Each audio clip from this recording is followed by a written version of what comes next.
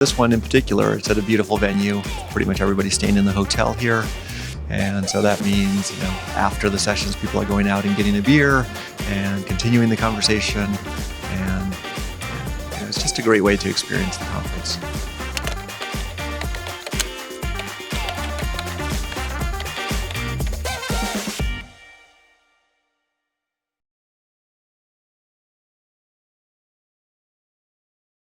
Hi everyone, my name is Aditi. I'm here to present leveraging C++ for efficient motion planning using the RRT algorithm. So as a junior engineer, this is my journey of using C++ for my robotics code. Earlier, I used to write in other languages which weren't as robust, but now I'm trying to shift solely to C++. So let's go over the outline. First is why we need C++ for robots or why it's useful.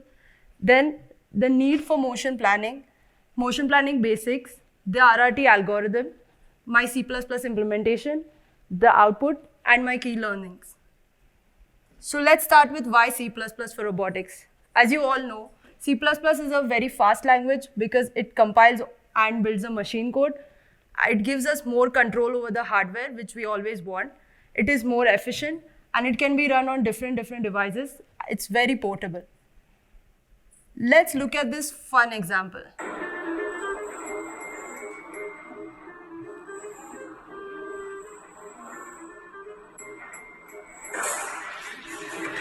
You know what would prevent this? If we did motion planning.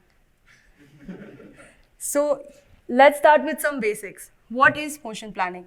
Motion planning is the process of using computational methods to calculate a collision-free path from one location to another location. And the algorithm that we use to calculate this path is called a planner.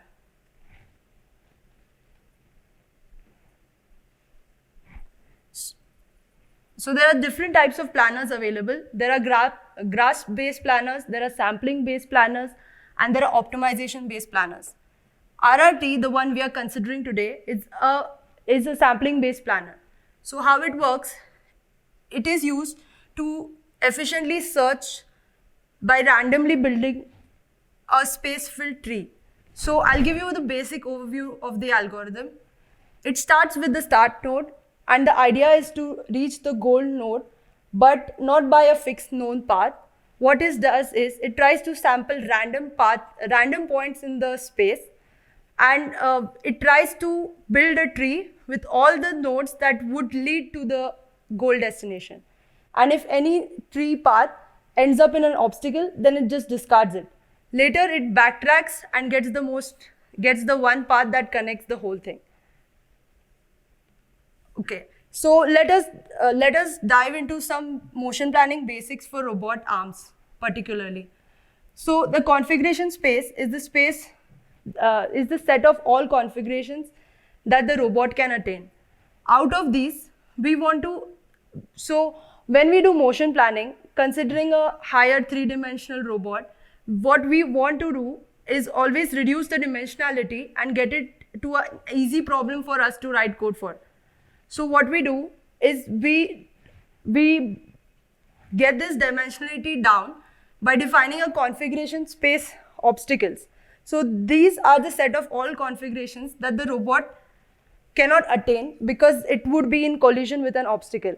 So if there was an obstacle here and my robot tried to hit this would be an obstacle, but this whole area would be a configuration space obstacle.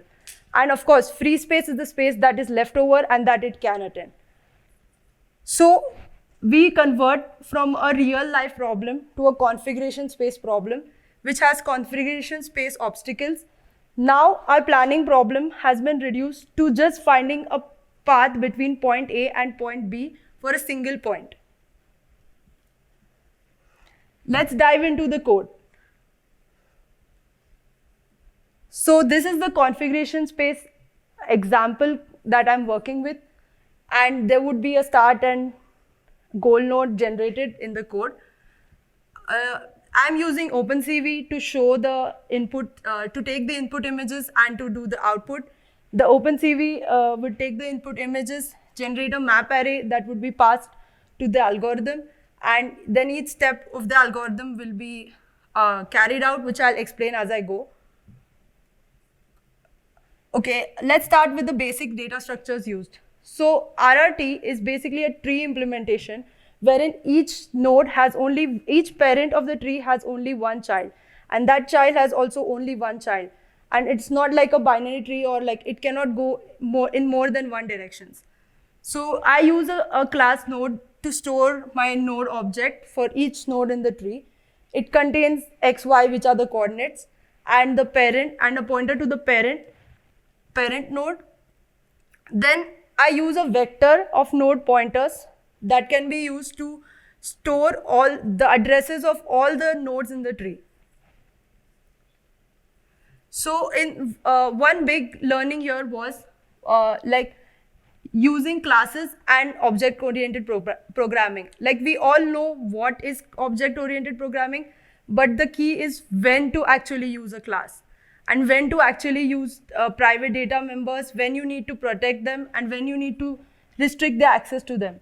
So in this case, I am using my vector of vertices as a private member, and I'm restricting access to it, and I'm using all the member functions of the class to only those that can access the object.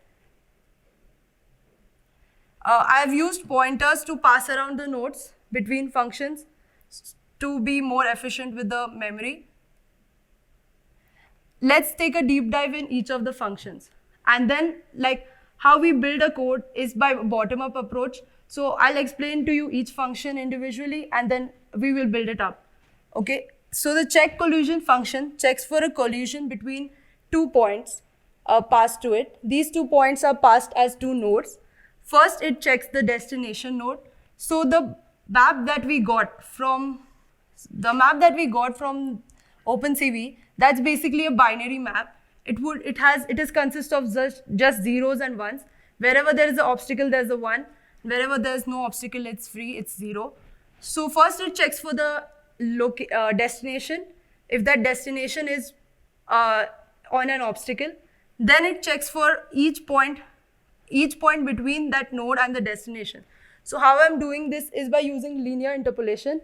So I do linear interpolation between those 2 points and I get like 100 points in the middle of them, and I check for each point. If either of the point is in collision, then that means that path is not to be chosen. Next, we come to the random point generation function. So the random point generation function, as it says, it generates a random point in the space of that matrix. And there is this thing called goal bias. So what is a goal bias? As I said previously, if the tree is built randomly and there is like a huge image, but you have to go in a particular direction, it would take you like forever to reach there maybe. So what we do is we include a goal bias, which means that if your goal bias is like say 10%, or like 0.1, that means that 10% of the times it will choose the end goal node only as the destination node so that it tries to go in that direction. And other times it will find a random node and choose that. Next comes the nearest node function. So once we have found a random node and we have selected that, now we need to find where to connect it to our tree, right? So what we do is we take each node inside, we take our new node and we take our tree and we iterate over all of the points in the tree and try to find which has the least distance between the new node and that node, and that is the nearest node, and we return that value. Now we come to the implementation of RR tree.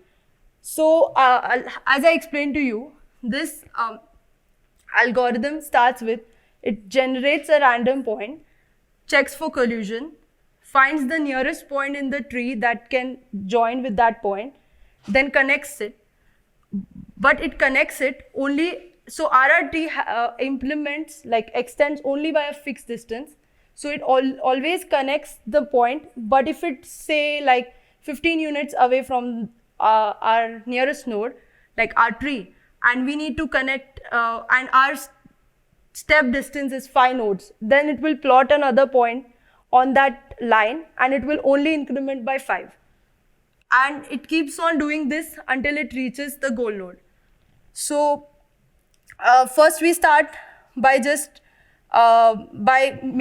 first we start by just making getting a random point.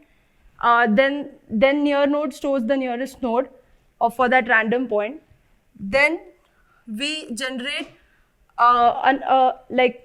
now we have the random point, but we need the smaller point at the step distance that our algorithm is able to take.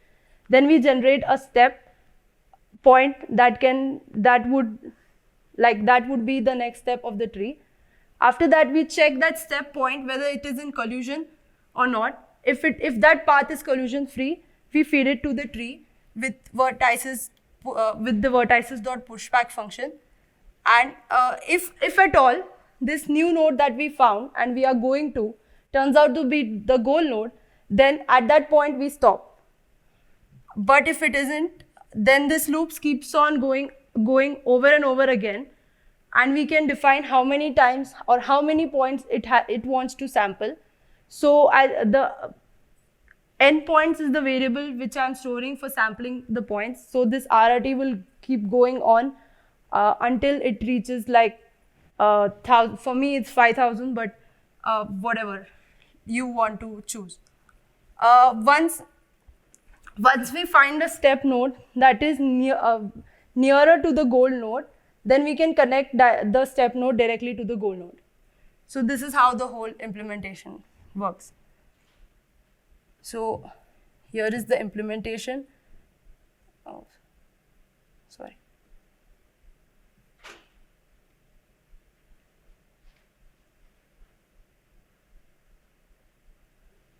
So it stops when it reaches the goal node. Okay. Key learnings. So first of all, I realized that pointer reference types are very important and very easy to be confused and messed up with, and it would doubly, exponentially increase your debugging time. So I would be careful of this from now onwards. Same variable names in the classes and for the function arguments would confuse the compiler. And most important was the need for object-oriented programming, when exactly we need to use it, and which are the data structures or which are the key variables that need to be protected. And lastly, everyone agrees on this, the importance of vectors. Thank you.